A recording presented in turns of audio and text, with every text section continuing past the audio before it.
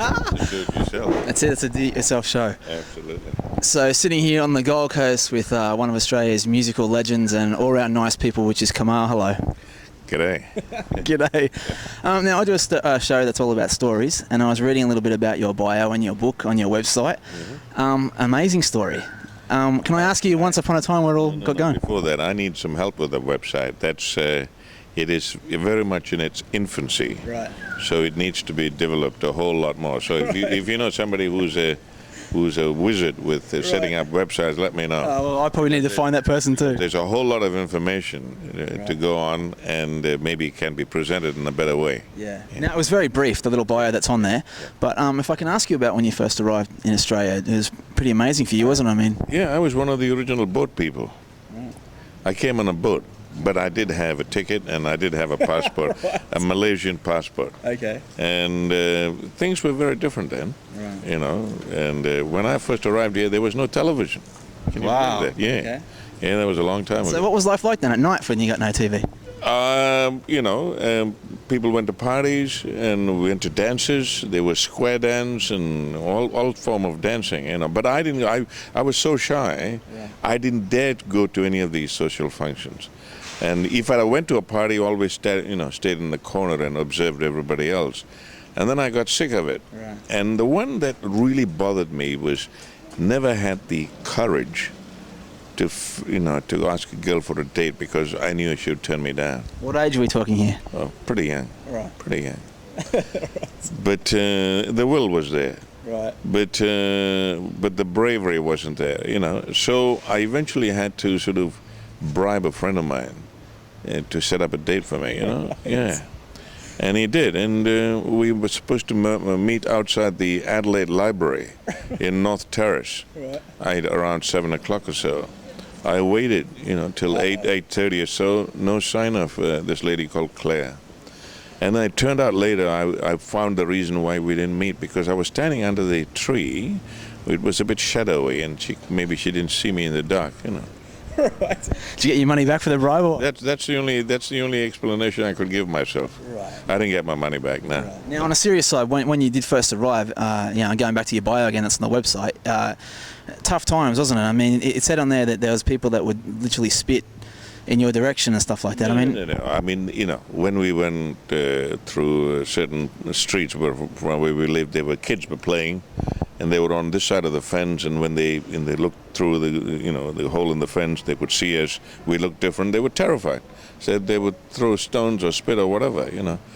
And it was understandable. I didn't take it as a personal thing. Really? Yeah, sure. I mean, because I knew I was very different from them at that time, and now they don't throw stones anymore. They throw money.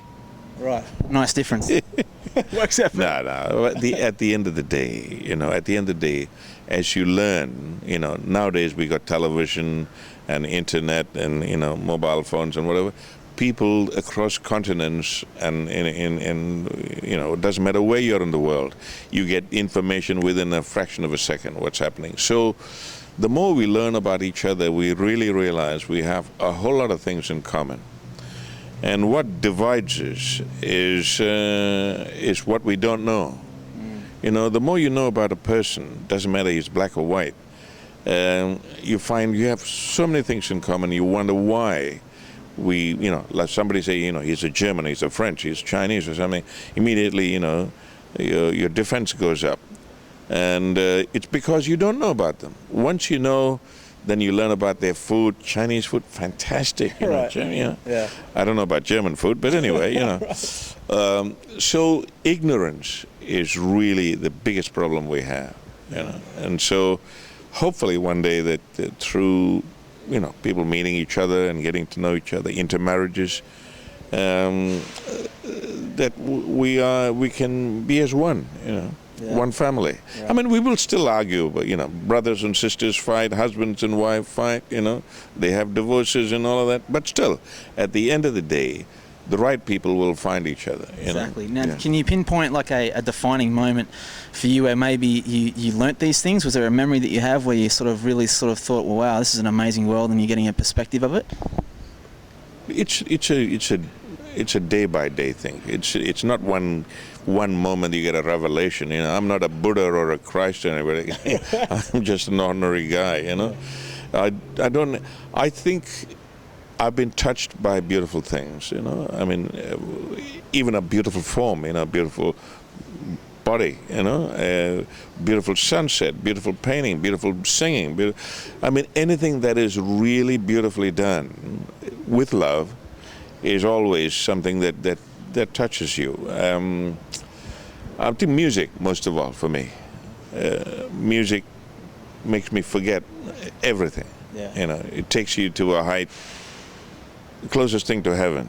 And you have that on stage when you look down into an audience that you're singing to, that you're giving those moments to? It's not my singing that takes me there. I mean, it's listening to somebody else, a symphony or a heartfelt performance by somebody else.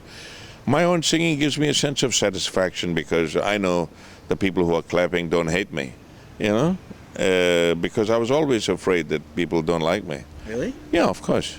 Wow. Because, in the old days, if they thought if you were black, you were not very intelligent, you must be stupid, right. Or you didn't wash, Right. Yeah, so I mean, only because that's born out of ignorance. Right. If they think you're black, you must be dirty or stupid. But I might have thought that because when I didn't know when I first looked at Africans who were a lot blacker than I am, I thought maybe they haven't washed. Right. Yeah, I mean, I was equally stupid too. Okay. Yeah. But it is through learning, and then you find out. People are people. What goes on in your brain and in your heart? An educated heart. That's the most important thing. Not an educated mind. Educated mind is important, but an educated heart that you can feel for others, that you learn to share. Because the normal tendency for us to be selfish, greedy, you want everything. You don't want to share. And, and you don't care for older people and all of that. I mean, a sign of an immature society, or the sign of a society, or the wealth of a society is determined by how they treat old people, How do you think we do it in Australia here? Doing well, but they don't show enough respect, Too much emphasis on youth. Yeah. The only problem with youth, the youth of today, is that I don't belong to them. Right. You're right.